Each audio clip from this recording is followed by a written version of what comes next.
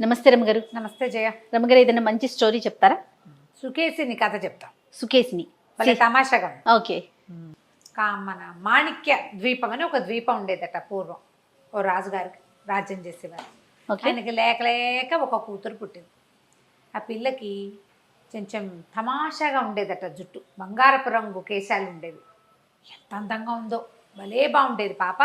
అమ్మాయి జుట్టు మరీ అందంగా ఉండేది. వెనకాలకంతా ఉంగరాలు తిరిగి ఉండేది, ముందు వైపు కొంచెం గోల్డెన్ ల్యాక్స్ ఉండేవన్నమాట. ముందు ఉన్న జుట్టు బంగారపు రంగు ఉండేది.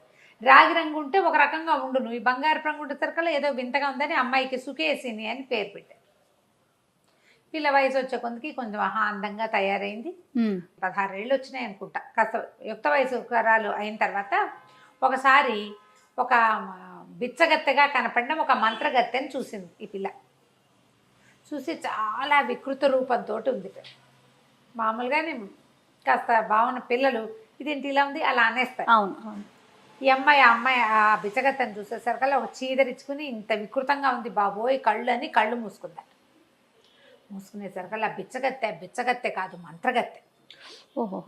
అదేముంది, ఏమిటి నీ జుట్టు చూసుకుని నీ పొగరా, నువ్వు అందంగా ఉన్నావు, మీ అమ్మ నాన్న అందంగా ఉన్నారు, నీకు అనుపానాలన్నీ కుదిరి అందంగా ఉన్నావు, నువ్వు మంచి బట్టలు వేసుకున్నావు, నగబెట్టుకున్నావు, అందరికీ భగవంతుడు అది ఇస్తాడా, ఎవడి రూపం వాడేది కదా, బాడీ షేమింగ్కి పాల్పడిందని తిట్టి నీ జుట్టును చూసుకునే నీకు గొప్ప, ఒక్క వెంట్రుకు లేకుండా రాలిపోతుందని చెప్పించి. అయ్యయ్యో. చూస్తుండగానే పిల్ల నెత్తి మీద జుట్టు అంతా రాలిపడిపోయి గుండు అయిపోయింది. అయ్యో. 14-15 ఏళ్ల పిల్లకి గుండు తీయించుకుంటే వేరే రకం, దాన్ని జుట్టు చూసే గర్వించేదానికి జుట్టు ఊడిపోతే ఇంకేముంది. ఎట్లాగా? ఇక పిల్లలు అవోదివో ప్రజలందరికీ నవ్వొచ్చింది గుండుతో ఉన్న పిల్లని చూసేసరికి. ఆ కాలంలో ఆడపిల్లలు జుట్టు తీయటాలు అవి లేవు. పైగా ఇత మొత్తం మొహం మీద చర్మంలాగా తల మీద చర్మం కూడా అయిపోయింది, వెంట్రుకే లేదు.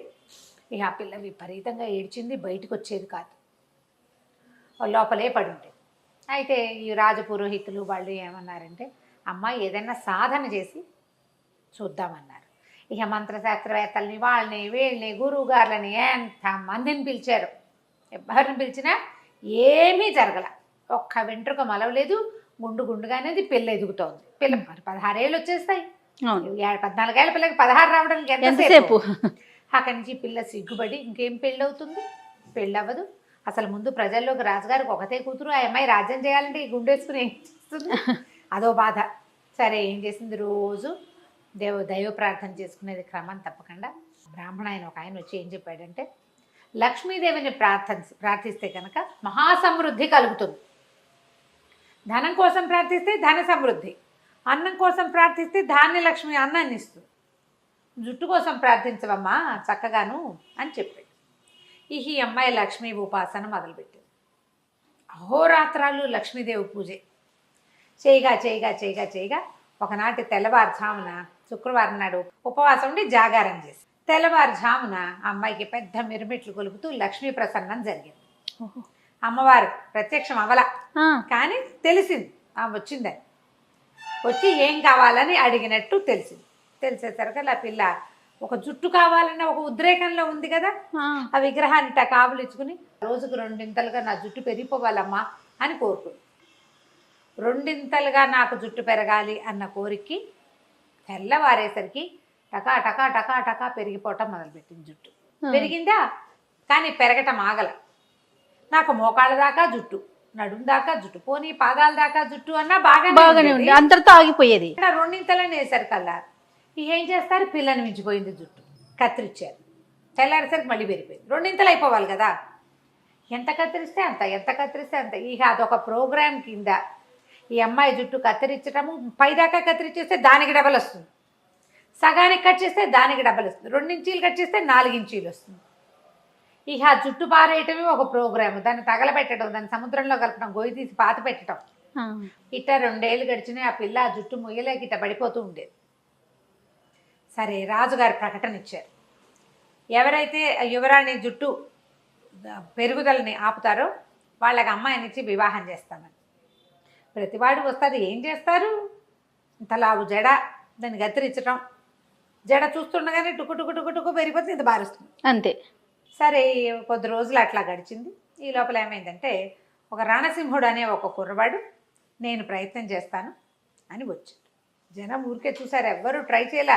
ఇది భగవద్దత్తమైనది, దానికి ఎవరేం చేస్తారు. అంతే కదా. సరే ఏం చేశాడు, 5-6 సార్లు కత్తిరించి చూశాక అతనికి ఒక ఐడియా వచ్చింది. అయితే ఓ పని చేస్తాను అని చెప్పి తను అంతఃపురానికి బయట నిలబడి, ఓ పని చెయ్యి, నీ జుట్టు ఏ టైంలో పెరుగుతోందో తెలుసు కదా నీకు అన్నాడు. తెలుసు ఆ అమ్మాయికి, అమ్మవారు అనుగ్రహించింది కదా, అప్పుడు పెరుగుతుంది. ఆ సమయంలో ఓ పని చెయ్యి, జుట్టుని పైన కడ్డీకి కట్టేసి నిదానంగా దిగి వచ్చేసేయి నువ్వు అని చెప్పాడు. జుట్టు ఎంత జుట్టు ఆ అమ్మాయికి మించి 5-6 ఇంతలు ఉంది. కత్తిరించి బిసుకుపుట్టి అట్టగా ఈడ్చుకుంటూ తిరుగుతుంది. ఖాళీ ఉన్నప్పుడు కట్ చేస్తారు, లేకపోతే ఆ జుట్టు పుచ్చుకు తిరుగుతూ ఉంటుంది అట్టగే. ఎవరైనా మోస్తారు ఆ అమ్మాయి జుట్టుని వెనకాల. సరే ఇది చెప్పేసరికల్లా కుర్రాడు, ఈ అమ్మాయి ఏం చేసింది, ఉయ్యాలకి కడ్డీలు వేస్తారు కదా బాల్కనీలో, ఆ బాల్కనీ కడ్డీకి తన జుట్టు కోసని పైకి మూడేసి నిదానంగా తన జుట్టే పట్టుకుని జారి కిందకి రావటం మొదలుపెట్టింది. బాగా ఇంత దగ్గరకు వచ్చాక ఈ అబ్బాయి ఏం చేశాడు, అమ్మాయి జుట్టు పైదాకా మెడ కిందకి వీపు మీదకి కత్తిరించేసి అమ్మాయిని పట్టుకున్నాడు. అతను పొడుగాటి వాడి, పిల్లని చుట్టుగా 5 feet 5.5 feet, అతను 6 అడుగుల పైన ఉన్నాడు. కత్తిరించేశారు కల్లా, అంటే అమ్మాయి నుంచి జుట్టు కత్తిరిస్తే పెరుగుతోంది, ఇప్పుడు జుట్టు నుంచి అమ్మాయిని కత్తిరించాడు.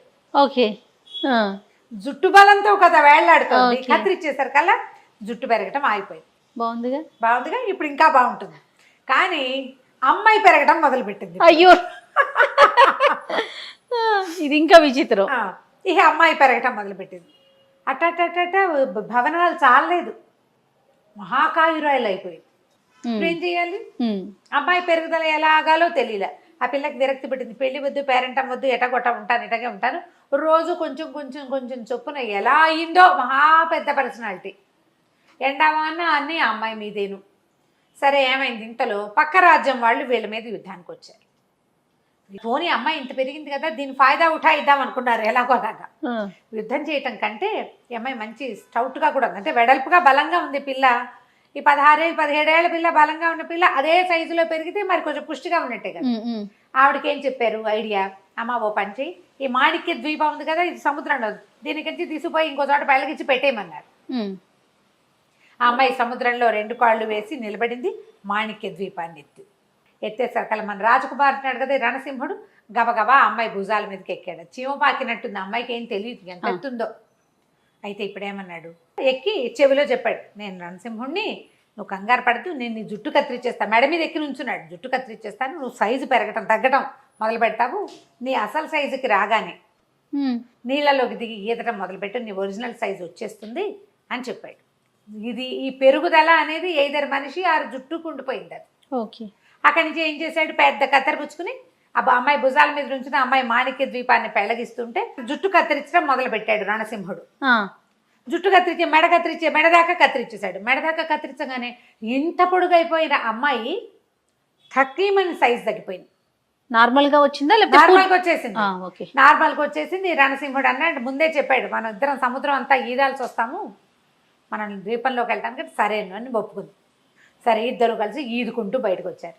రాజకుమార్తె ఒరిజినల్ సైజులోకి వచ్చేసింది. అమ్మాయి అనుకున్నారంతా. కానీ మళ్ళీ జుట్టు పెరగటం మొదలుపెట్టింది.